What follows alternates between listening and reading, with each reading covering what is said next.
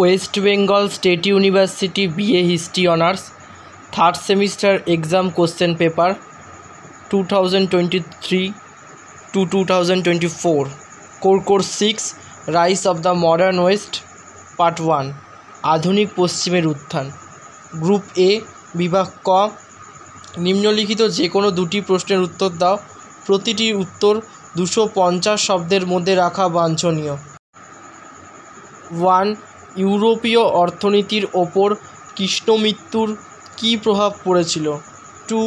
পঞ্চদশ শতকের পরবর্তী অংশে মানচিত্র অঙ্কন উন্নয়ন আলোচনা করো। 3.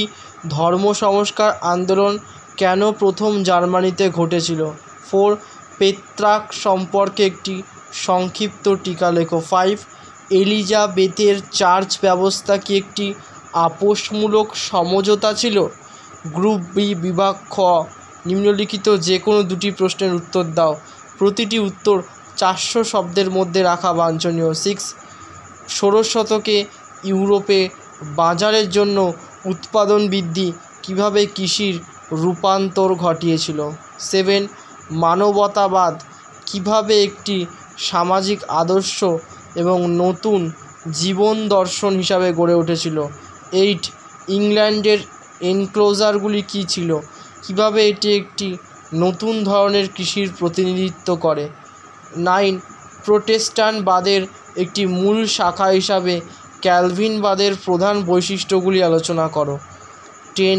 ইংল্যান্ডে মঠগুলির উচ্ছেদ সাধনের আর্থসামাজিক প্রভাবগুলি আলোচনা করো। গ্রুপ সি বিভাগ গ, নিম্নলিখিত যে কোনো দুটি প্রশ্নের উত্তর দাও। প্রতিটি উত্তর 600 শব্দের মধ্যে রাখা বাঞ্ছনীয়। 11. অভ্যন্তরীণ স্ববিরোধ না দূরপাল্লার বাণিজ্য কোনটি তোমার মতে পশ্চিম ইউরোপে সামন্ততন্ত্রের পতনের জন্য প্রধানত দায়ী ছিল? 12. রেনেসাঁস শব্দটির তাৎপর্য কী? ইতালিতে কেন প্রথম রেনেসাঁস দেখা গিয়েছিল তা ব্যাখ্যা করো। 13. মূল্য বিপ্লব বলতে কী বোঝো? ষোড়শ শতাব্দীর ইউরোপে অর্থনীতি ও সমাজের ওপর এর কী প্রভাব পড়েছিল? 14. জার্মানিতে ধর্ম সংস্কার আন্দোলনের তুলনামূলক সাফল্যের পশ্চাতে মার্টিন লুথারের অবদানের মূল্যায়ন করো।